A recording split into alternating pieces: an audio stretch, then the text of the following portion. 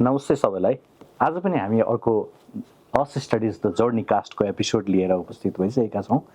आज हामीसँग निकै लामो समयदेखि यस एडुकेसन फिल्डमा काम गरिसक्नु भएको र एक्सपिरियन्स गेन गरिसक्नु भएको अति विशिष्ट व्यक्ति एक्सेल्सिया युनिभर्सिटीबाट बबी अब्राहम सर हुनुहुन्छ। उहाँको डेजिग्नेसन, उहाँको प्रोफाइलको बारेमा उहाँकै मुखबाट हामी जान्ने पनि छौँ र आजको यो सेसन पक्कै पनि अझै मोर इम्पोर्टेन्ट हुने नै छ। Hello, Bobby sir. Hello, sir. We really are so happy to welcome you here in AusStudies.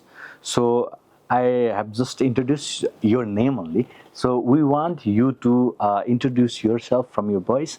That what or who is Bobby Abraham? Thank you so much, sir. I really appreciate the time that you have given me to come and talk to you and talk to your audience today. I'm Bobby Abraham. I am the Chief Global Engagement and Partnerships at Excelsia University College. I have been in this industry for just about 20 years now. And through my experience working in the industry, I have been able to counsel so many students. I've had the privilege of meeting a lot of our channel partners who have been with me through my journey in my career across two education providers. And I'm so glad that I've had the privilege of coming to Nepal over so many years, so many multiple times, and seeing the students grow from the time that I have seen them as a year 12 students, going on to counsel them to study bachelor programs, and then they do their master's program. And I'm just so fortunate that I'm part of this education sector that really thrives on building strong career outcomes for our students. And that is what I've done for 20 years. I've also had, along this time, I've also had the privilege of teaching. I am from an engineering background. I did my MBA from India.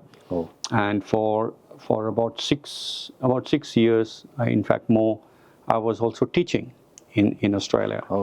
And during that time, I was teaching mathematics. I taught project management, engineering materials, quite a few of those units or subjects in Sydney. And so that has been a very good opportunity for me. I've really enjoyed, as I shared recently, I've finished 10 years with Excelsia. And it has been quite a journey for myself. Okay, thank you so much for the beautiful introduction. And being so long time, around a decade in Excelsia, so I would definitely like to ask, what is Excelsia? And so why Excelsia should be or is popular to the students or parents whoever really want to go to Australia? Excelsia, the beauty of it is this. Excelsia is a not-for-profit higher education provider. What that means is we are able to invest a lot more in our students. From an academics point of view, from our facilities, from our support services, in everything that we do, our students are the center of every decision that we make at Excelsia. Being not-for-profit also means that we are able to support them a lot more than what a traditional private provider or an institution would be able to do so. Excelsia, when I joined Excelsia, we had very few programs that were open to international students. We have been in this sector for over 40 years. In those 40 years, we were primarily catering to domestic students in our School of Education and Counseling. And so joining Excelsia meant that we were opening up our courses to international students. Back in 2016, when I first started to promote Excelsia, the courses that we were offering to our Nepalese students here, for example, were courses in music, in drama, in counseling, because those were the kind of programs we had for our Nepalese students.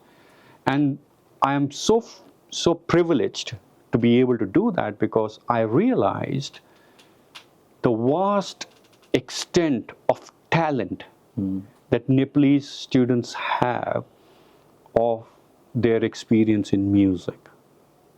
And so one of the first things that we did in Nepal back then was to conduct our auditions. There has never been a private provider, or for that matter, any provider who has come to Nepal to do auditions. We have done 7 years of auditions here in Nepal. Even during COVID, we did global online auditions to make sure that every student who wants to study music has got an opportunity to do so. And so that was the beginning of my time with Excelsia. Over a period of time, we have developed a lot of courses, courses that which are what I say is high demand because of the outcomes that they have in early childhood. You want to become an early childhood pre-primary teacher. If you want to become a social worker, if you want to become a researcher, if you want to become a secondary teacher, there are all these programs that we offer at Excelsia that gives a long-term opportunity for the Nepalese students. And so, undoubtedly, Excelsia has been very popular. Yeah. So likewise, you mentioned that Nepalese students are too much close to the music and everything. As I feel, Nepal is so much rich in natural resources, right? Our hills, they sing. Our mountains, they sing. Rivers, they sing. So that is so fantastic thing you have just mentioned right now, is Nepalese students really have something very close relation with the music. So whatever Excelsia is doing, this is fantastic. So I like the way you presented this thing. Thank you so much for that one. And coming more closer to the Excelsia University's requirements and all the things. So what sort of student really need to think about Excelsia, or which kind of student really have to think that I should go to Excelsia? Very good question. I will start by saying this. It should be accepted. It should be an accepted fact that not every student is able to go to Australia to study.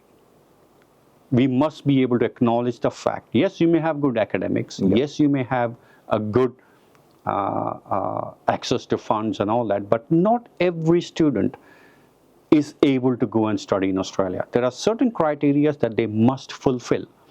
And so at Excelsia, we have outlined very strict guidelines on who we can accept. From an academics point of view, from an English language, from the financials, and all that criteria is set in place to identify genuine students who are able to qualify to study in Australia. So it is a very difficult task, I should say, to your team and to us, to actually tell a student, I'm sorry, you cannot come to Australia to study. Because it is not just about studying, it's also about how are you going to manage yourself while you are in Australia. So we do have a difficult task in front of us, but it is important that we tell every student who comes through the doors that not everyone is able to go to Australia to study. Okay.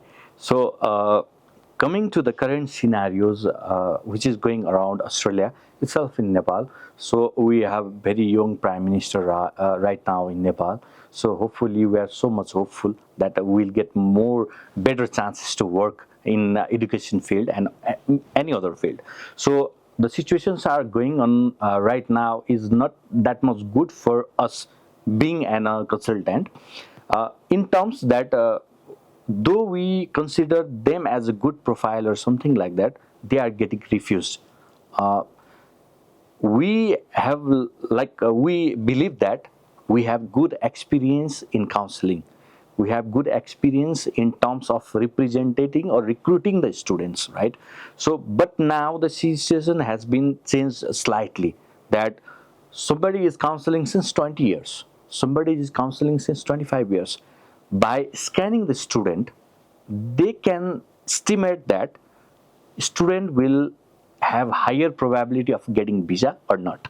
But now, nobody is having that some sort of things to see the student's profile and estimate the thing which I have mentioned right now. So what would be the reason that the massive refusals are following right now regarding Australia? So what is your opinion? See, it is a very difficult question to answer because the decision on an application lies with the Department of Home Affairs in Australia. They have a certain guidelines, they have the ministerial direction that they have to follow, and students have to meet that criteria, and that's the reality of it, and I do not have a straight answer to the question of why they are rejected or how they are rejected. It's a decision that is made by the case officer based on our Department of Home Affairs. However, as an education provider, we have to ensure that the students are aware of the requirements that every student must fulfill. Now, there's also an expectation that, and historically that has been the case, where students themselves feel that they have been misguided by the consultant. And it is the elephant in the room, really, to say, yes, there has been instances where students have been misguided for their studies overseas. And so there is an expectation for a student who is a very good student, who's got very good academics, has got very good English language, then their student is able to navigate their application on their own. That is an expectation that is there, that the students are able to navigate this admissions process and the application process because they have the knowledge and the skill and the language which requires them to do so. Now, that's an expectation that is a genuine expectation. However, the reality also is that not all students will have the knowledge of all the options that they would have. And this is where a consultant does come in, where a consultant who, and the association and or the organization that has got staff who are dealing with multiple study destinations is able to ideally guide a student and tell them or inform them of all the options. The role of a consultant is important because it does help student better understand the options. However, the student is then expected to navigate their decision through the options that have been provided by the consultant. Now, it is a very common practice also in the sector, not just in our sector, but across all sectors, to seek help. It is very common for people to seek help in getting the things done. And so a student can decide to seek the help of a consultant to help them lodge their visa applications or help them guide through this entire admissions process because of the volume of knowledge that consultants would have. And so it is finding a fine line, really, isn't it, for students to help make that educated decision of where they want to go and study and what is the best option for them. Exactly. Like you have mentioned about the clarity that should be delivered or transferred to the student from the consultant, right? So there is one trend going on in Nepal. I don't know about other countries right now because I'm based in Nepal. So student has a trend of going where their friends say or somebody refers them to go, right? So there is a trend of visiting like 10 to 15 consultants in a day just to know where should they go, which is very good thing in one aspect. In another aspect, they will get confused on that one because students are not seeing who are the authorized agents for the particular university. They are not able to see that or they are not seeing that. So this is the trend that is going on in Nepal, which is, I feel like there will be a lot of confusion to the students. And they should be clear on this thing that where they are going to seek the help, right? So as you have mentioned, what sort of things you really want to say to the students and parents that you really need to say? You really need to advise them that they should do this. See, I will tell my students, anyone who is looking to study overseas, the decision starts from their living room. They have to discuss internally. They have to know whether they are able to study or not. And then there must be a proper research undertaken by the students, by the parents, and all the supporting sponsors that the decision that they're going to make is accurate. Once you have made a decision and you have done your research, you use that research to visit different consultants to verify the research that you have undertaken is correct or not. and what added information you can get from the consultants when you're visiting different agencies. You would articulate all that, and then you would say, okay, this is the best decision that I have made for myself. Once you have made that decision, then you look at the consultant who has given you the best advice, and then you go to them to seek help if you're required to do so. But as I said earlier, the decision has to be made by yourself. And it starts by doing your own research. Not because someone had said so, not because my friends are going there, not because of I like that place. It's because you have made an educated decision for yourself because you are trying to build your own career. Career or education is something that sticks with you for the rest of your life. And so you must make sure you have made a very educated decision for yourself. Thank you so much. This is for the students who are really seeking for their further study and their careers. But regarding this thing, except this thing, as I know you personally, that it has been so long that you have gained so much of expertise, and there are so many things that we really need to learn from you.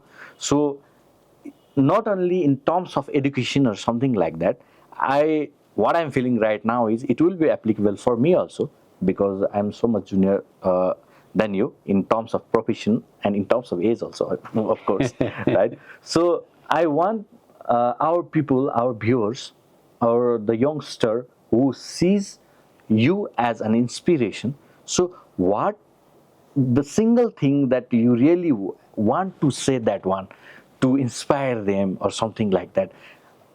Just you have mentioned about the study thing, but I want you to say about the life. So what sort of things you really want to say to our youngster as in terms of inspiration? So what would be that thing? I am put on the spot for that, I should say, but I will say this. Nepal is a very beautiful country.